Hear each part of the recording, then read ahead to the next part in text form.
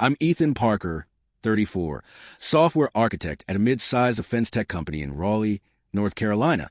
And 2 months ago, my wife Lauren decided to test how much I loved her after one of her girls' wine nights with her recently divorced friends.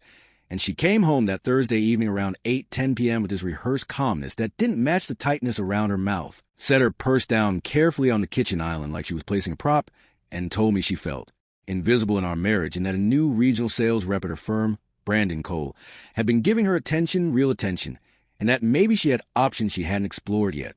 I could see in her eyes that she expected a reaction, something explosive or desperate, something cinematic that would reassure her she still had power over my emotions. And I remember standing there in my socks on the hardwood floor, a dish towel still in my hand, because I'd been drying plates after cooking dinner, and realizing this was not confession, but a performance. She talked slowly, deliberately, explaining how Brandon had complimented her presentation in a meeting, how he had stayed late to help her polish a proposal, how he noticed when she changed her hair, and each detail was delivered like evidence in a case she wanted to argue against. She said she didn't know what she wanted anymore, that she needed to feel wanted, that she was tired of routine, and she watched my face carefully as she said his name, like she was tossing a lit match and waiting for the explosion. I felt a strange attachment settle over me, not anger, not jealousy, just a clinical awareness of what was happening, like I was debugging a system and recognizing a faulty input pattern. I asked her calmly if she was telling me she had already crossed a line, or if this was hypothetical, and she rolled her eyes slightly and said I was missing the point, that the point was she needed to know I would fight for her. That word stuck with me. Fight, as if our marriage were some arena, and I was supposed to charge in swinging, because another man existed in proximity to her ego. I told her I loved her, that I had never stopped loving her, that I worked 60-hour weeks not because I care more about my job, but because I was trying to build something stable for us, for the house we bought last year, for the future we said we wanted. She sighed in frustration, like I was delivering the wrong lines in a script she had memorized. She said her friends thought it was unhealthy that I was so calm, that a husband who really cared would be territorial, would show some fire, and I felt something shift inside me then, not dramatic, just a quiet recalibration. I told her I would not compete with another man for my own wife, that if she felt drawn to Brandon because he made her feel seen, then that was something she needed to examine within herself. Not something I could fix by shouting or begging. Her expression flickered between irritation and confusion, because my reaction wasn't validating the narrative she constructed during wine-fueled conversations about passion and self-worth. She accused me of being emotionally distant, of hiding behind logic, of treating everything like a problem to solve instead of feeling to experience. And I acknowledge that maybe I do default to structure and reason, that it's how I'm wired, that designing secure systems for a defense contractor requires discipline and clarity, but that doesn't mean I don't feel deeply. I told her I felt blindsided and disappointed that instead of coming to me directly with her insecurities, she chose to dangle another man's attention like leverage. The room felt smaller as she paced near the dining table, arms crossed, waiting for me to break. I didn't break. I didn't raise my voice. I didn't accuse her of cheating or call Brandon names. I simply told her that love is not proven through jealousy theatrics, and that if she wanted to test me, she should understand that tests sometimes reveal answers you didn't expect. She went quiet after that, and the silence between us carried more weight than any argument could have, because in that moment I realized this wasn't about Brandon at all. It was about whether our marriage was built on partnership or performance, and I wasn't willing to turn my life into a stage just to satisfy an audience that wasn't even in the room. Instead of reacting the way she clearly expected, I looked at her that night and told her calmly that if she truly felt the need to explore her options, then she was free to do so, and that I would not fight to keep someone who was already auditioning my replacement. And I watched the words land in real time because her posture stiffened and that confident, almost theatrical composure cracked for a split second before she recovered, clearly thrown off because she had prepared for outrage, for possessiveness, for some desperate speech about how I couldn't live without her. She wanted to see me unravel, to see evidence that she still held emotional upper hand. But I refused to give her that performance. And in doing so, I disrupted whatever narrative she had built with Amanda, Chloe, and Brittany over overpriced wine and recycled divorce stories. Over the next few days, she escalated in ways that were so transparent, it almost felt strategic, like she was running a controlled experiment to measure my reaction. She started dressing sharper for work, tailored blazers instead of her usual soft cardigans, heels that clicked louder against the kitchen tile in the mornings, subtle changes in makeup that she made sure I noticed without directly pointing them out. She mentioned private lunches with Brandon at some trendy downtown tapas bar, as if she were casually updating me on the weather, describing the exposed brick walls, the imported olives, the way he insisted on ordering for the table because he had great taste. She emphasized how he complimented her presentations in front of senior leadership, how he said she was the most competent account manager he'd worked with in years, how he paid for her drinks after work even though she offered to split it. Each detail was delivered carefully, almost surgically, and I could see her study my face for micro-reactions, for tightened jaws or narrowed eyes, for any flicker of insecurity. I stayed neutral. I went to work every morning, drove the same route down I-40, badge swiped into a building where classified architecture, reviews matter more than social theater, and immersed myself in code, documentation, and risk assessments. At night, I cooked dinner like usual, cleaned the kitchen, and responded to her stories with measured nods or simple acknowledgments. I did not interrogate her. I did not demand she cut contact. I did not stake territorial claims. The more composed I remained, the more restless she seemed. There was an edge to her tone by day 3, a subtle irritation creeping in because my lack of jealousy denied her the emotional validation she was chasing. She brought up Brandon's gym routine one evening while we were brushing our teeth, mentioning that he bench pressed over 300 pounds and had this disciplined morning schedule, and I caught the comparison embedded in the statement, the invitation for me to compete physically or defensively. I simply said that consistency is attractive in anyone and turned off the bathroom light. The silence that followed was heavier than any argument could have been. She spent longer on her phone at night, angling the screen away slightly, not dramatically, but enough to be noticeable, and when I entered the room, she would casually lock it and place it face down. It was all deliberate, not careless. She wanted tension. She wanted friction. She wanted a narrative she could carry back to her friends about how her husband finally snapped or finally fought for her. Instead, I refused to play the jealous husband role she had rehearsed with Amanda, Chloe, and Brittany, and in doing so, I forced her to sit with something far more uncomfortable than anger, which was a possibility that I valued my self-respect more than I feared losing her. By the end of that week, the energy in the house had shifted from dramatic to strained, like a stage set where the actors forgot their lines and the audience stopped clapping. I wasn't cold and I wasn't indifferent, but I was steady, and that steadiness unsettled her more than any outburst ever could have, because it suggested that my love for her was not a desperate dependency, but a choice, and choices can be withdrawn when they are treated like games. That same week, after another evening of listening to Lauren describe Brandon's curated charm, like she was reading from a brochure, I found myself sitting in my home office staring at a terminal window long after I finished my actual work. And without overthinking it, I texted an old grad school colleague, Madison Reed, 33, someone I hadn't spoken to in over a year, but had always respected for her sharp mind and blunt honesty, and I asked if she was still in Raleigh for that federal contracting event I had seen mentioned on LinkedIn. She replied within minutes, saying she was in town until Sunday and had some free time Friday night, and we agreed to grab coffee at a place called the Copper Kettle in North Hills around 7:30. Friday evening, I left the house without announcing it dramatically, just told Lauren I had plans and would be back later, and drove to North Hills as the sun was setting behind the glass office buildings, the parking decks glowing with that sterile corporate sheen that always reminded me how much of my life had been spent chasing secure contracts and predictable growth. The Copper Kettle had warm lighting, exposed beams, and the low-hum professionals decompressing after a week of negotiations and networking, and when Madison walked in, I recognized the same confident posture she had in grad school, tailored navy blazer, minimal jewelry, the kind of person who didn't need to perform intelligence because it was obvious in the way she carried herself. The conversation flowed immediately and effortlessly, not in the strained way small talk drags on, but in the focused, energized way two engineers dissect problems. We talked about evolving encryption standards, about how zero-trust architectures were finally being implemented properly instead of just marketed, about the bureaucratic maze of defense contracts, and how small firms were outmaneuvering legacy contractors by being agile. She asked about my current projects and actually listened to the specifics when I described the secure communications platform I had architected, the layered authentication model, the internal audit framework I had pushed for despite resistance from management. There was no glaze over expression, no polite nodding. She engaged, challenged assumptions, expanded on ideas. At one point, she leaned back slightly, studying me with a calculating expression that wasn't personal but professional, and mentioned casually that her firm had just secured a multi-million-dollar Department of Defense subcontract tied to a broader modernization initiative, and that they needed someone with my exact background in secure, distributed systems and compliance-driven architecture. She spoke about the project scope, the timeline, the budget allocation, and the autonomy the role would have. And as she described it, I felt something I hadn't felt in years, which was genuine professional validation. For the first time in a long time, someone was speaking about my work with respect and strategic interest instead of treating it as background noise to their own ambitions. She said she remembered how I had led our graduate capstone team, how I had been meticulous without being rigid, how I saw security not as an add-on, but as foundational design, and she told me plainly that people with my combination of technical depth and systems thinking were rare.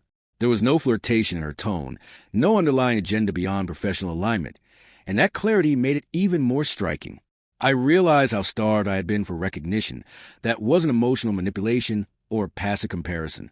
Sitting there with a ceramic mug cooling in my hands, listening to someone outline an opportunity based on competence rather than ego, I felt grounded in a way I hadn't felt at home in weeks.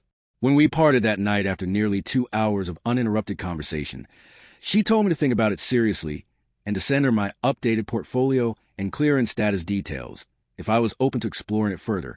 And as I walked back to my car under the steady white lights of the shopping district, I couldn't ignore the contrast between the manufactured tension waiting for me at home and the straightforward respect I had just experienced across a small wooden table in a quiet coffee shop.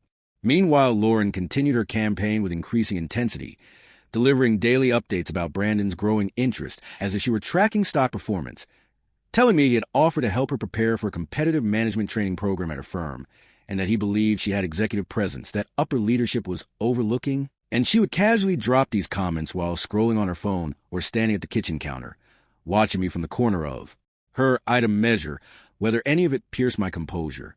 She started adding subtle hypotheticals into the conversation, saying things like she didn't know how far his interest might go and asking how I would feel if things went further, phrasing it as if she were seeking emotional transparency, when in reality she was testing boundaries.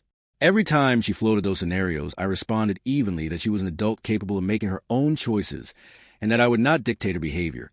And I could see the frustration flicker across her face because my responses removed the drama she seemed to be fishing for. She wanted jealousy. She wanted urgency. She wanted me to lay down emotional ultimatums that would prove I was threatened. Instead, I gave her autonomy, and autonomy, when someone is trying to provoke insecurity, feels less like freedom and more like abandonment. The more neutral I remained, the sharper her tone became, as if she couldn't decide whether to escalate further or retreat. There was one evening when she described how Brandon had stayed late with her in a conference room to rehearse slides, how he had adjusted her phrasing and told her she was underselling herself, and she lingered on the detail that he had touched her elbow lightly when making a point, watching me carefully to see if I reacted to the physical implication. I simply nodded and said that mentorship can be valuable if it aligns with her goals, and that professionalism matters, and she exhaled sharply like I had intentionally missed a cue in a play. The dynamic shifted noticeably when I mentioned, in a calm and matter-of-fact tone, that I was meeting Madison again the following Thursday for a networking mixer at a rooftop bar called Skyhouse Terrace. I did not dramatize it. I did not hide it. I simply stated that there was a federal contracting crowd in town, and it would be useful to expand connections. The effect was immediate. Lauren's posture changed. She set her wine glass down more carefully than usual, and asked who Madison was again. Even though I had mentioned her before, she wanted specifics. What exactly did Madison do? How long had we known each other? Was she married? Was she single? Did she live in Atlanta permanently? Had we ever dated? Was it really just networking? The questions came in quick succession, layered under a thin veil of casual curiosity that did not hide the edge beneath them. I answered each one calmly, explaining that Madison ran a cybersecurity consultancy, that we had met in graduate school, that our conversations were focused on defense contracts and system architecture, that I respected her professionally. I did not offer more than what was asked, and I did not apologize for going. Lauren pressed further, asking what kind of rooftop bar it was, whether it was the kind of place people dressed up for, whether I planned to stay out late. The irony of the interrogation was not lost on me, considering the detailed narratives I had been subjected to all week about private lunches and paid drinks. There was a subtle tension in the air that night, heavier than before, because for the first time the power dynamic she had been trying to manipulate felt less one-sided. She was no longer the only one invoking another name into our conversations. I did not mirror her tactics or exaggerate anything about Madison, but the mere existence of another accomplished professional woman in my orbit seemed to unsettle her in a way Brandon's presence had never unsettled me. As she stood there asking whether it was truly just networking, I realized that what frustrated her most was not the idea of competition, but the realization that I could move through my life with composure and options without turning it into a spectacle. At the rooftop event at Sky House Terrace, the city lights stretched out beneath the glass railing in clean geometric lines, Raleigh looking polished and almost unreal from that height, and Madison moved through the crowd with the quiet authority of someone who understood both the technical and political layers of federal contracting, introducing me to people not as a casual acquaintance, but as a systems architect whose work she genuinely respected.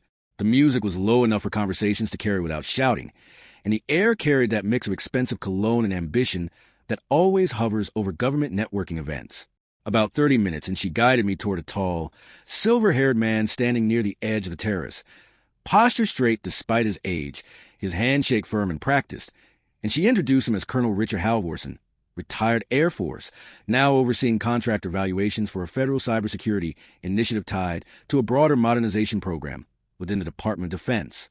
The way she framed the introduction mattered, emphasizing my background in secure, distributed systems and compliance-driven architecture, referencing specific frameworks I had implemented and the audit protocols I had insisted on strengthening at my current company.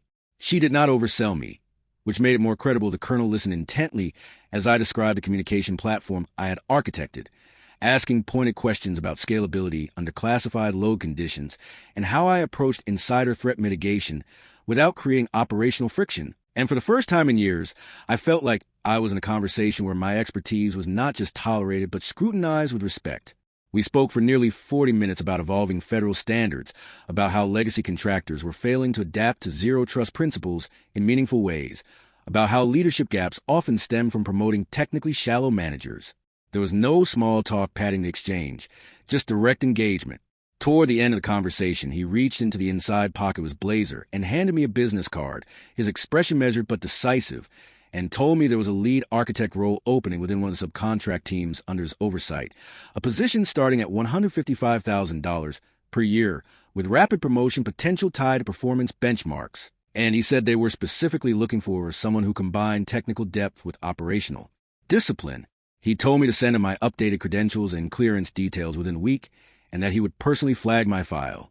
When the evening wound down and I drove home, the business card felt heavier than paper should, not because of the salary jump from my current $102,000, but because of what it represented, which was recognition earned through competence rather than emotional leverage. When I walked into the house, Lauren was in the living room with a half-finished glass of wine, and she looked up immediately, scanning my expression for clues the way she had been doing all week. I told her plainly about the conversation, about the Colonel, about the role and the compensation, about the trajectory it could offer. Her reaction was layered and conflicted. On the surface, she smiled and said that was incredible, that it would be a major upgrade, and objectively it was an increase that would reshape our financial outlook, accelerate mortgage payments, expand savings. But beneath the smile, there was something tighter, something she could not fully mask, because she understood that this opportunity had not come from posturing or flirtation or strategic ego games. It had come from a professional woman who respected my capabilities and connected me to someone with actual influence. Brandon's compliments had boosted her feelings. Madison's introduction had materially altered my trajectory. As I stood there explaining the scope of the role and the leadership path attached to it, I could see Lauren processing more than just numbers, and for the first time since her so-called test began, the balance of perceived leverage in our marriage felt undeniably different. The turning point happened on an ordinary Tuesday that didn't feel significant at first, one of those clear Carolina afternoons where the sky looks artificially blue against the downtown skyline. And I had agreed to meet Madison again at the same rooftop lounge for a midday strategy discussion because several of the federal subcontract teams were coordinating timelines, and she wanted my perspective before formally pushing my name forward. We sat near the glass walls overlooking the city, laptops open, legal pads scattered between us. The conversation focused and animated as we dissected compliance bottlenecks and outlined phased deployment models for the cybersecurity initiative. There was an ease between us that came from shared vocabulary and shared ambition, a rhythm in the way we exchanged ideas, challenged each other's assumptions, and refined concepts without ego. What I didn't know at the time was that Lauren happened to be across the street on her lunch break, meeting a coworker at a cafe with a partial view of the terrace, and through the reflective glass, she recognized me almost instantly. She later admitted she stood there longer than she intended, watching from a distance as Madison and I leaned in over the table, occasionally laughing at some dry industry joke about bureaucratic inefficiency, both of us visibly engaged in a way that was not forced or performative. She told me she saw how animated I was, how my posture shifted when I was explaining an architecture diagram on the screen, how Madison listened intently and then countered with her own insight, and that something about the image unsettled her more than any story I had casually mentioned. From her vantage point, it apparently did not look like a casual networking meeting or a stiff professional exchange. It looked like two people genuinely aligned in focus and energy, and she said that watching us from behind that pane of glass felt like seeing a version of me she had not paid attention to in a long time. She left without approaching us, drove home with a knot in her stomach, and by her own admission spent the rest of the afternoon distracted at work. That evening, while I was still finishing up notes from a meeting, she searched Madison's name online, expecting perhaps a modest consulting profile or a small local business listing. But instead she found articles detailing Madison's firm securing multi-million-dollar federal contracts, panel discussions at cybersecurity conferences, keynote appearances at industry summits, and interviews where Madison spoke confidently about threat modeling and national infrastructure protection. Lauren told me later that the realization hit her slowly and then all at once, that the woman she had assumed was just another colleague in my orbit was in fact a nationally recognized consultant with measurable influence in the defense sector, someone who opened doors instead of merely offering compliments.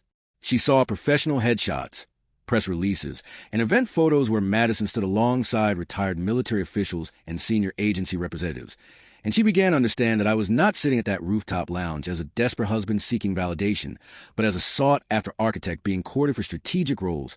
When I came home, that night her tone was different, stripped of the playful provocation that had defined the past few weeks, and there was an undercurrent of anxiety beneath her questions. She asked how the meeting went, whether it would lead to anything concrete, whether I planned to pursue the opportunity seriously. The confidence she had displayed when describing Brandon's lunches and late-night slide rehearsals had faded into something more cautious. For the first time since this entire dynamic began, she seemed to grasp that I was not simply reacting to her so-called options, but quietly cultivating my own, and the shift in her demeanor was unmistakable, as if the script she had been directing no longer felt entirely under her control. After 2 full weeks of what I can only describe as emotional brinkmanship, Lauren pivoted so abruptly it almost felt strategic, as if she had consulted a different playbook once she realized the first one had failed. And suddenly the tension-filled updates about Brandon disappeared and were replaced with candlelit dinners she arranged without telling me in advance, soft music playing in the background, the dining table carefully set, as if we were reenacting an anniversary rather than navigating the aftermath of manipulation. One evening I came home to find our old wedding album spread across the table, pages open deliberately to photographs where we were smiling under warm sunlight, her hand in mine, both of us younger and unscarred by the quiet erosion that had been happening in recent weeks. She traced the edge of one photo with her finger and said she had been stupid, that she had been listening to terrible advice from friends who projected their own bitterness onto her marriage, that Brandon had been nothing more than a distraction, and that she had cut him off completely. Her tone was softer now, stripped of the provocative edge that had defined her earlier comments, and there was a tremor in it that felt closer to fear than pride.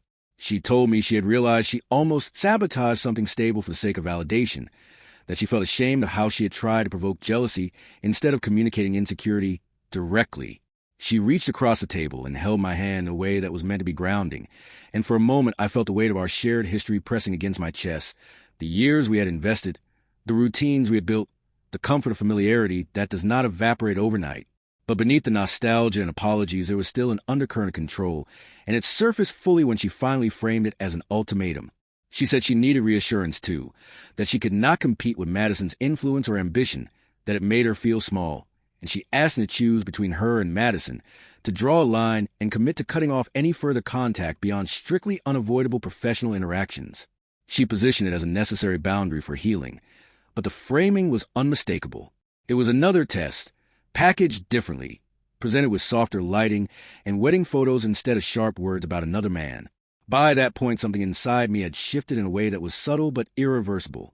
The calm I had maintained through her initial provocations had evolved into clarity. I understood that someone who tests you once, who intentionally introduces doubt and competition into a marriage to measure your reaction, has already demonstrated a willingness to destabilize the foundation for the sake of ego. I had spent those 2 weeks observing not just her tactics, but my own responses, and I recognized that I was no longer reacting from fear of losing her, but from a place of evaluating whether this dynamic was sustainable. I told her quietly that I was not choosing Madison over her, that this was not about another woman or professional networking or salary jumps, but about the realization that I could not stay in a marriage built on manipulation and insecurity. I explained that love does not require staged threats or competitive triangles to prove its intensity, and that one's trust is deliberately shaken as a test, It is never entirely the same. She began to cry then, not dramatically, but with the kind of restrained panic that comes when someone understands the leverage they thought they held has dissolved. I did not raise my voice. I did not accuse her of betrayal.